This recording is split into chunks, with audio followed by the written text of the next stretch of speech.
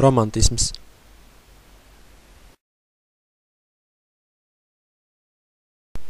Romantisms bija kultūrvēsturisks laikmets literatūrā, mākslā un mūzikā, kas aizsākās Rietumeiropā 18. gadsimta beigās kā pretreakcija apgaismības laikmeta sociālajām, politiskajām un estētiskajām normām. Romantisma māksla un literatūra kā estētiskās pieredzes avota uzsvera spēcīgu emocionālo pārdzīvojumu, kas rodas aptverot dabas diženumu un varenību. Romantismam bija raksturīga arī interese par tautas mākslu, mūziku, folkloru, valodu, tradīcijām, kā arī iedziļināšanās viduslaiku kultūrā. Romantismu iedvesmoja Žana Žaka Ruso idejas, tā laika sociālās pārmaiņas, revolūcijas, tās radās kā reakcija uz 18. gadsimta vērtībām, izvirzīdami teoriju, ka emocijas un intuīcija ir vērtējami augstāk par racionalitāti, dabas un dvēseles neaptveramo platību izpēte ir būtiskāka par klasisko atturību. Romantisms atšķirībā no racionalitāti uzsverošās apgaismības kustības sludināja iztēles un emocionalitātes prioritāti, intuīcijas nozīmi izziņas procesā. Romantisms balstās divpretstatu pasaules dalījumā. Romantismā ļoti svarīgs es, jeb individuālās brīvības kults, sakāpināta interese par pagātni, tiekšanās pēc oriģinalitātes. Romantisms ielūkojas ne tikai nacionālajā pagātnē, bet arī ārzemju pagātnē un tagadnē. Viena no romantisma pamatpazīmēm ir īpaša attieksme pret apkārtējo pasauli, tai skaitā romantiskā ironija, kas ļauj individam it kā pacelties pāri savam laikam un ierobežojošajai profānajai telpai.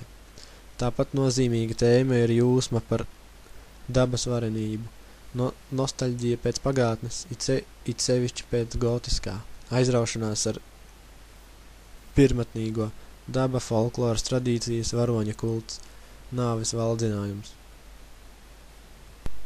Par romantisma dzimteni lielā mērā uzskatāma Vācija, par tā aizsācējiem filozofi un rakstnieki Johanns Georgs Hamanis, Immanuels Kants, Johanns Gottfrieds Herders, Novalis, Friedrichs Schellings, Friedrichs Schlegers, Augusts Schlegels, filozofs Johanns Gottliebs Fichte, rakstnieki Ludvigs Tīks, Heinrichs von Kleists, Ernests Theodors Amadejs Hofmanis, brāļi Joahims un Vilhelms Grimmi.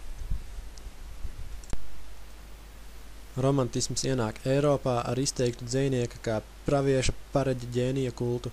Tas radikāli izmainīja klasicisma iedibināto dzejas formu, nozīmīgu vietu ierādot brīvajiem pantmēriem, astrofiskajai dzejai un pārējošas metriskas formas dzejai.